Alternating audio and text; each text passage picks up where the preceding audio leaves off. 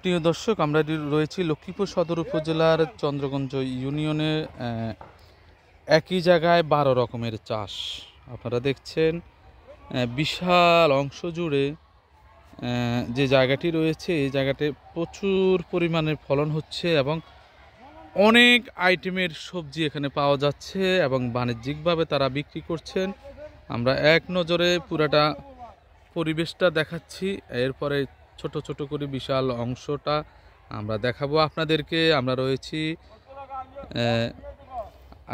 আপনারা দেখছেন আমার কৃষি অনুষ্ঠান। এই যে দেখাচ্ছি আপনাদেরকে, এটা হচ্ছে টমেটো গাছ, এর পাশে রয়েছে বেগুন গাছ, আপনারা দেখেন এর পাশে রয়েছে পেঁপে গাছ এবং সুন্দর করে ফলন হবে, অলরেডি চলে আসছে ছোট গাছ। এরপরে এই পাশটায় রয়েছে করলা গাছ, এই যে করলা গাছটি রয়েছে আপনারা দেখেন।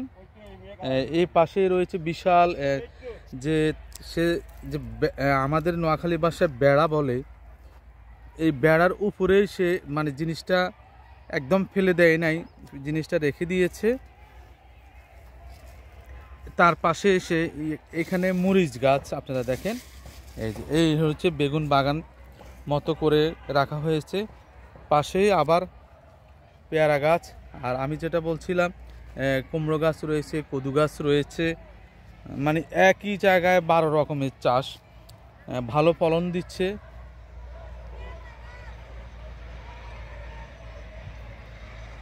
আসসালামু আলাইকুম। মানে আপনার এই জায়গাটার মধ্যে আমি নাম দিয়েছি এক জায়গায় 12 রকমের চাষ। এখানে রয়েছে বাদাম গাছ, হ্যাঁ বাদাম গাছ, এই পাশে রয়েছে টমেটো গাছ, এই পাশে রয়েছে বেগুন গাছ, এই করলা গাছ। প্রচুর করলা ধরেছে ফাঁকে ফাঁকে। পুরাটা উনি বেড়ার পাশে দিয়ে এমনভাবে করছেন যে পাশে করলা দিয়ে দিয়েছেন, কোনো জমির অপচয় হয় নাই। আপনারা এতক্ষণ দেখলেন সেই কাঙ্ক্ষিত আমাদের ভাইকে আমি দেখাচ্ছি।